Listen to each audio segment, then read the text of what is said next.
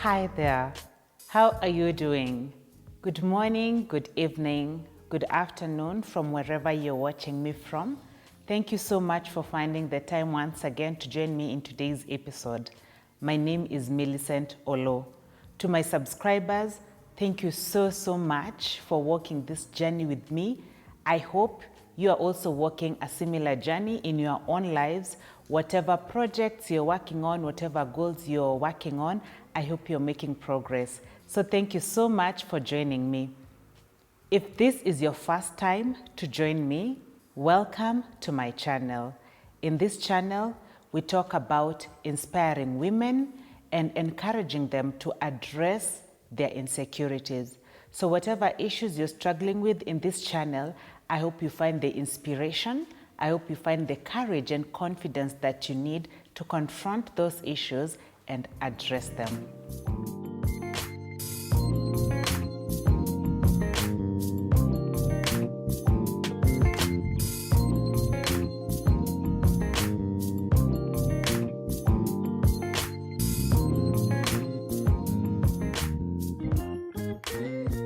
In today's episode, I'm talking about anger. And I've prepared for you a 5-part series where we are going to look at different issues as pertains to anger. And the reason why I've done this is just to give us time to reflect on this issue. Anger is an emotion, and it's a reaction that we normally have when something or someone has hurt us deeply. So this is a very normal reaction that we are bound to face or encounter at one point or another. When I was preparing this series about anger, it's because I realized that one of the things that really hold us back as women and just generally is anger. Anger has caused so much pain. Anger has caused us to inflict so much pain also on others. Anger has caused us to really just hold on to a lot of resentment and bitterness, which at the end of the day really eats us up. So as we start this reflection, I just want you to take a moment and think about, do you currently have any anger issues? Have you struggled with anger before? I have. I have struggled with anger. I mean, I'm human, and there are moments when I've really felt so upset, so angry because of, life situations, people, experiences, that have really put me down and they've really made me bitter. But the thing about anger is that it really eats you up. It doesn't matter how much angry you are at someone or something. At the end of the day, all that energy ends up eating you up. I have felt this, and one of the things that I want to help all of us to really work out during this 5-part series that I've prepared for you is we need to protect ourselves, my beautiful ladies. And anger is not something that you want to hold on to for too long. Whenever we talk about anger, sometimes we are told, let it all out. The question I have for you is, I don't know, should you let it all out? Is that the best way to deal with anger? But then on the other hand, should you just keep it in, and be in control and just hold all that anger and bitterness inside? By the end of this 5-part series, I hope we will all have figured out what is the best way to manage anger. So in today's episode, I want to look at a few points. How does it all start? Try and just recall the moments when you're angry, or currently if you're angry and resentful. How did it all start? One of the things that I have experienced is that anger starts and builds up when you cannot let go. So something has happened, it has hurt you, someone has hurt you, and you really hold on to it. You don't want to let go. And the thing about anger is the more you don't let it go, you carry it with you. So you go to the office. So let's say it's your spouse at home who has really upset you and you're really angry at them. So you carry this everywhere you go. You go to the office and you have this anger and bitterness, which you may end up, letting it out on others. You go to meet friends and you have this burden with you. But also think about anger in terms of experiences that happened in the past that really made you feel so angry. So when you're not able to let go, the anger builds up. So it starts from there. Why is it so hard for us to let go? Why is it hard for you to let go of that experience, of that thing or that someone who really hurt you? Why are you still holding on to them? And they're probably out there moving on, carrying on with their lives. So not letting go is one of the reasons that I feel contributes to anger building up. How does anger start? Again, when we magnify the small things. Can you relate? I can relate totally. Moments, especially when you get into an argument. It could be a very simple argument. And simple, please forgive me, my beautiful ladies, I'm not underestimating, I'm not underestimating any fight, big or small. But I'm just saying sometimes it could be, an argument about something easy. And then in the course of that argument or exchange, someone says something. And then you magnify. So something that started off maybe as a comment, someone just made a remark, builds up and blows off. I know there are moments that, and I don't want to say maybe, sometimes you wake up on the wrong side. But sometimes if we are not careful, you realize you magnify something small, it becomes big and bigger. By the time that conversation is over, it's a heated argument that has, that has brought with it a lot of resentment, a lot of rage. So do we magnify small things and let them explode? And I hope in the course of this series we can be able to look at how do you manage it? Because anger grows. So it could start from somewhere, and if it's not addressed, then it goes, and eventually it could lead to rage and many other negative consequences. So when there are small differences that we experience even in our families, how do we manage that? Do we let things boil up until it explodes and becomes something big? Even in our relationships, someone says something, maybe someone was late, they did not apologize for it, and then now there is silent treatment, and then now it grows onto something else. Someone comes home late, and then before you know it, there's a fight. So when we magnify small things and we don't address them, they can really explode. Now, something else about how anger starts. There's something called rumors and hearsay. So you make conclusions because of hearsay, and some people are really malicious. It could be your close circle, it could be friends, it could be at the workplace. Someone just says something and rumors start spreading. Maybe someone said something unpleasant about you. And so you don't even know in what context a remark was made, but someone comes and starts spreading rumors. I don't know if you can relate. I don't know if you've ever reacted on rumors. And then in the end, when you come down to the bottom of it, you come to realize that, first of all, it was just someone who was malicious, who was spreading, rumors about you, things that are unpleasant, but then you ended up reacting too fast. So especially at the workplace, and when people are really competing for positions, for spaces, for opportunities, some people want to sabotage others and they could say nasty things. So my beautiful ladies, be very careful. And that's why I say really, look at the people you surround yourselves with.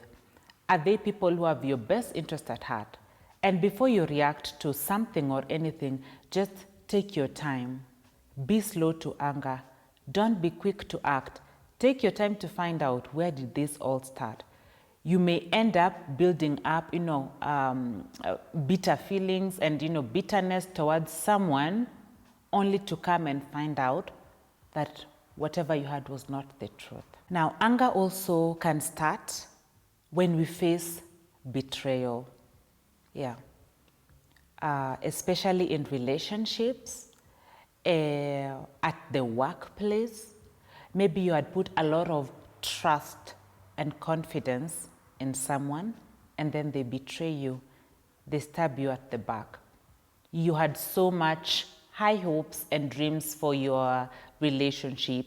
You had so much high hopes and dreams for a partnership that you had with someone. You had so much high hopes and dreams for a project that you wanted to do with a friend, with family, or some projects you are doing at the workplace. And then you put in all the effort, but meanwhile, someone is sabotaging. Or someone goes and gets credit. Let me ask you, my beautiful ladies, especially at the workplace, I don't know if you've had an experience where, you've put in the work, the effort, only for someone to go and run with the project or with the idea, and they go and shine, and they don't even acknowledge your input. So we can face betrayal in so many ways. And if not handled well, this can lead to a lot of resentment, and even some people may want to seek revenge. In relationships, we have seen a lot on media, betrayal. Maybe a spouse has betrayed the other one, and anger is triggered, and we have seen what has happened. So betrayal is something that can totally devastate someone, and if this is not handled well, the consequences can be even fatal. But then also, let me ask you, my beautiful ladies, it's not always us that things are happening to us, but what about you? Have you betrayed someone? Have you broken your trust with someone? People also count on us. People put a lot of faith and confidence in us. And we also cause a lot of disappointment. So I also want you, when we are having this conversation, let us look at, okay, fine, what other people have, how they have hurt us and how we are processing that. But I also want you to take a moment, and this is even the more difficult part, and ask yourself, how have I caused others pain? How have I betrayed others? How have I betrayed the confidence of my friends, my family, at the workplace? Am I the one who's backstabbing? Am I the one who's sabotaging other people's project? Am I the one who is causing others this pain? Am I the one who is the reason why people are angry and resulting into, unpleasant or negative behavior? Again, how does anger start? When we have a lot of unresolved issues. Yes, you're bottling in so much, you don't talk about it. Things happen to you, you are quiet.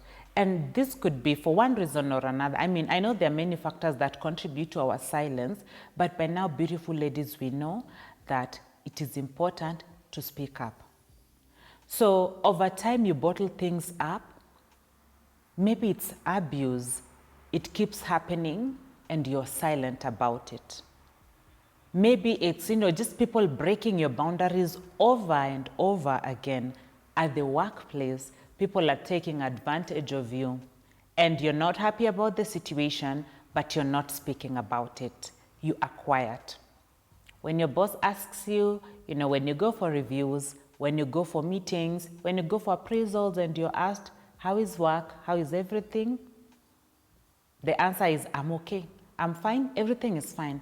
But is it really? Is everything okay? Is there that colleague, maybe you have issues that you have not resolved? Are you struggling with something? Do you feel perhaps that maybe certain tasks are only given to certain people, or maybe you're not given opportunities even for growth and development, and others are coming and passing you by, and you're just quiet? So over time, when we hold on to resentment, you hold on to issues, you don't resolve these issues, they build up. And you know what happens? At one point, it's going to explode. And it may explode in a way that it may explode in a way that you regret. It may explode in such a way that it has negative consequences. So don't bottle issues up. If something is happening within you and you're not happy about it, speak about it. I always encourage that we speak in a respectful way, but we let our opinions, we let our thoughts known. I certainly try to make sure that I voice my opinion. I know there are moments when you just feel, you know what, let things happen the way they will happen. But hey, just take a step back and ask yourself, what is this doing to me? And also with time, as we go through the 5 series that I've prepared for you, I hope we are going to realize and explore ways in which we can respectfully address our anger, in which we can communicate how we feel. So when I started, I said, anger affects us. But the thing with anger, you may be angry at someone, at something, but the longer you hold on to anger, the longer it eats you up.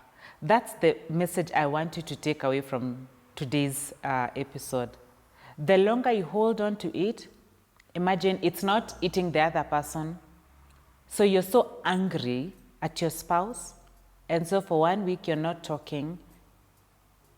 Regardless of what the issue is, I want you to really understand that anger eats you. It does not eat the other person. It eats you. And I don't know how your experience has been, but for me, the moment I am angry, my friend, I don't know, you can't even breathe, and you feel a burning sensation. You can't even think properly. Yeah, and you're really miserable. But the question is, do you think you have the power? Do you think you have the power to address this issue? I want you to answer that for yourself. So remember, anger eats you up, and we should not allow it to stay for too long unresolved. So thank you so much, my beautiful ladies, and everyone really who has tuned in today. As I mentioned, this is going to be a 5-part series to help us reflect on the issues of anger and resentment. And in today's episode, we are just looking at how does it all start. So join me as we reflect about anger and how it affects our lives, and look at some of the issues that you're currently struggling with. By the end of the 5-part series, I hope we, including myself, will have experienced a tremendous growth and control in terms of how we address our anger. Thank you once more. Remember, I release my videos every Sunday at 3 p.m. East African time. So share with your friends, share with family, to make a date with me every Sunday for 15 to 20 minutes. Join me and let's encourage and inspire one another. Please remember to like this video if you have learned something from it. If you have not subscribed, I invite you to subscribe and join this community where we inspire and support one another. And if you also really, really love this video, don't hesitate to share with your friends, family, and colleagues. Until next time, take care and God